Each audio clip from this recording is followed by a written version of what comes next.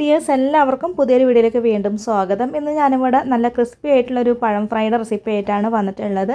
പുറം ഭാഗം നല്ല ക്രിസ്പിയും ഉൾഭാഗം നല്ല സോഫ്റ്റ് ആയിട്ടുള്ളൊരു പഴം ഫ്രൈ ആണ് കേട്ടത്. നല്ലൊരു ഈവനിങ് സ്നാക്സ് ആണ്. തയ്യാറാക്കിയിട്ട് എടുക്കാനും വളരെ എളുപ്പമാണ് കേട്ടോ.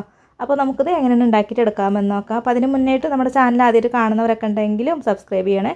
പിന്നെ വീഡിയോ കണ്ടുകൊണ്ടിരിക്കുന്ന സമയത്ത് ലൈക്ക് ചെയ്യാനൊന്നും മറക്കരുത് കേട്ടോ. പിന്നെ അതിൻ്റെ കൂടെ തന്നെ ഹൈപ്പും കൂടെ ഒന്ന് ചെയ്യണേ. അപ്പോൾ നമുക്ക് നല്ല ഈ ഒരു ക്രിസ്പി ആയിട്ടുള്ള പഴംപൊരി എങ്ങനെയാണ് തയ്യാറാക്കിയിട്ട് എടുക്കാമെന്ന് നമുക്ക് നോക്കാം. ഈ ഒരു ക്രിസ്പി പഴം ഫ്രൈ തയ്യാറാക്കിയിട്ട് എടുക്കാനായിട്ട് ഞാനിവിടെ ഒരു പാത്രത്തിലോട്ട് 1/2 കപ്പ് റവയാണ് ചേർക്കുന്നത്. ഇതിന് വേണ്ടിയിട്ട് നമുക്ക് വറുത്ത റവയോ അതല്ലെങ്കിൽ വറുക്കാത്ത റവയോ എടുക്കട്ടെ, ഏതായാലും കുഴപ്പമില്ല. ഇനി ഒരു 1/4 കപ്പ് അരിപ്പൊടി കൂടെ ചേർത്ത് കൊടുക്കുക. നൈസായിട്ടുള്ള വറുത്ത അരിപ്പൊടിയാണ് ഇട്ട് കൊടുത്തിട്ടുള്ളത്. കൂടെ തന്നെ 2 ടേബിൾ സ്പൂൺ അളവിൽ കോൺഫ്ലോർ കൂടെ ചേർത്ത് കൊടുക്കുന്നുണ്ട്. അപ്പോൾ കോൺഫ്ലോർ ഇല്ലെങ്കിൽ കുഴപ്പമില്ല കേട്ടോ. അതിന് പകരമായിട്ട് നമുക്ക് 2 ടേബിൾ സ്പൂൺ അളവിൽ മൈദ ചേർത്ത് കൊടുത്താലും മതി. ഇതിലേക്ക് ഒരു 1/2 ടീസ്പൂൺ അളവിൽ മുളക് പൊടി ഇട്ട് കൊടുക്കാം കേട്ടോ. ഞാനിവിടെ കാശ്മീരി ചില്ലി പൗഡറാണ് ചേർത്തിട്ടുള്ളത്. സാധാ മുളക് പൊടിയാണ് എടുക്കണമെന്നുണ്ടെങ്കിൽ ഒരു 1/4 ടീസ്പൂൺ മതിയാകും കേട്ടോ. മുളക് പൊടി ഒരുപാട് വേണ്ട, ചെറിയൊരു എരിവ് മാത്രമാണ് കേട്ടോ ഈ ഒരു സ്നാക്സിന് ഉണ്ടാവുക. ഇതിലേക്ക് 1/2 ടീസ്പൂൺ എള്ളാണ് ചേർത്ത് കൊടുക്കുന്നത്. അതിനുശേഷം പിന്നെ ഇതിലേക്ക് ഒരു 1/4 ടീസ്പൂൺ ഉപ്പും കൂടെ ചേർത്ത് കൊടുക്കാം. എന്നിട്ട് എല്ലാം കൂടെ ഒന്ന് മിക്സ് ചെയ്തിട്ട് എടുക്കാം കേട്ടോ. നന്നായിട്ടൊന്ന് മിക്സ് ചെയ്ത് കൊടുത്തതിന് ശേഷം പിന്നെ ഇതിലേക്ക് 1 ടേബിൾ സ്പൂൺ പഞ്ചസാര കൂടെ ചേർത്ത് കൊടുക്കണം കേട്ടോ. അപ്പോൾ ഈ ഒരു പഞ്ചസാരയുടെ അളവൊക്കെ നിങ്ങളുടെ ഇഷ്ടത്തിനൊക്കെ എടുക്കാം കേട്ടോ. ഒരു 2-2.5 ടേബിൾ സ്പൂൺ വരെയൊക്കെ പഞ്ചസാരയൊക്കെ ചേർത്ത് കൊടുക്കാം കേട്ടോ. അപ്പോൾ അതൊക്കെ ഓരോരുത്തരുടെ ഇഷ്ടം. ഞാനിപ്പോൾ ഇവിടെ നല്ല മധുരമുള്ള പഴമായതുകൊണ്ട് 1 ടേബിൾ സ്പൂണാണ് പഞ്ചസാര ഇട്ട് കൊടുത്തിട്ടുള്ളത്. ഇവിടെ 3 നേന്ത്രപ്പഴം എടുത്തിട്ടുണ്ട് കേട്ടോ. അത്യാവശ്യം വലിപ്പമുള്ള 3 പഴമാണ് എടുത്തിട്ടുള്ളത്. തൊലിയൊക്കെ കറുത്ത് പോയിട്ടുള്ള പഴം ഉണ്ടാവില്ല, അങ്ങനത്തെ പഴമൊന്നും എടുക്കരുത്. നമുക്കിങ്ങനെ കഴിക്കാൻ പറ്റുന്ന ആ ഒരു പരുവത്തിലുള്ള പഴം വേണം കേട്ടോ എടുക്കാനായിട്ട്. അത് ഇതുപോലെ ഒന്ന് കട്ട് ചെയ്തിട്ട് കൂടെ എടുത്തിട്ടുണ്ട്.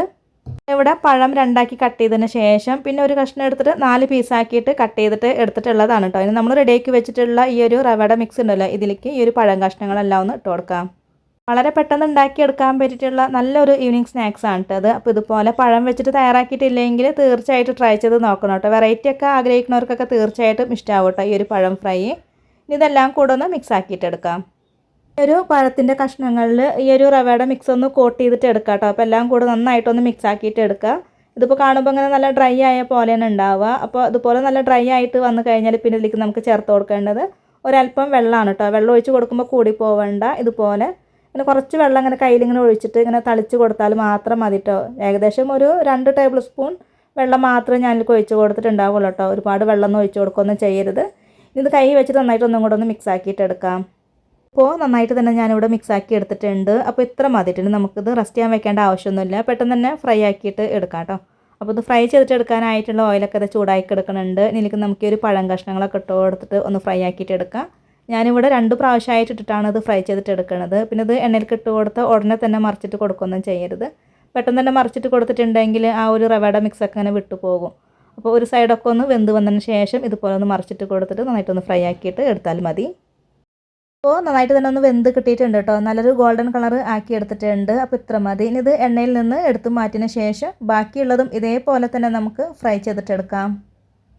നല്ല ക്രിസ്പി പഴം ഫ്രൈ ഇവിടെ റെഡി ആയിട്ടുണ്ട്. ഇതിൽ നമ്മൾ റവയും അതുപോലെ തന്നെ അരിപ്പൊടിയൊക്കെ ചേർത്ത് കൊടുത്തുകൊണ്ട് പുറം ഭാഗമൊക്കെ നല്ല ക്രിസ്പിയാണ് കേട്ടോ. ഉള്ളിലൊക്കെ നല്ല സോഫ്റ്റ് ആയിട്ടാണ് ഉണ്ടാവുക. അപ്പോൾ തീർച്ചയായിട്ടും ട്രൈ ചെയ്ത് നോക്കണം കേട്ടോ. നല്ല ടേസ്റ്റി ആയിട്ടുള്ളൊരു പഴം ഫ്രൈ ആണ്. അപ്പോൾ ഉണ്ടാക്കി നോക്കിയിട്ട് അഭിപ്രായങ്ങളൊക്കെ അറിയിക്കണേ. നോമ്പ് തുറന്ന സമയത്തൊക്കെ ഉണ്ടാക്കിയെടുക്കാൻ പറ്റിയിട്ടുള്ള നല്ലൊരു സ്നാക്സ് ആണ് കേട്ടോ അത്. അപ്പോൾ ട്രൈ ചെയ്ത് നോക്ക്, എന്നിട്ട് അഭിപ്രായങ്ങളൊക്കെ അറിയിക്കുക കേട്ടോ. അപ്പോൾ വീഡിയോ എല്ലാവർക്കും ഇഷ്ടമായിട്ടുണ്ട് എന്ന് കരുതുന്നു. ഇതുവരെ വീഡിയോ കണ്ട് സപ്പോർട്ട് ചെയ്ത എല്ലാവർക്കും ഒരുപാട് നന്ദി. അപ്പോൾ ഇനി അടുത്ത നല്ലൊരു റെസിപ്പി വീഡിയോ ആയിട്ട് വീണ്ടും കാണാം.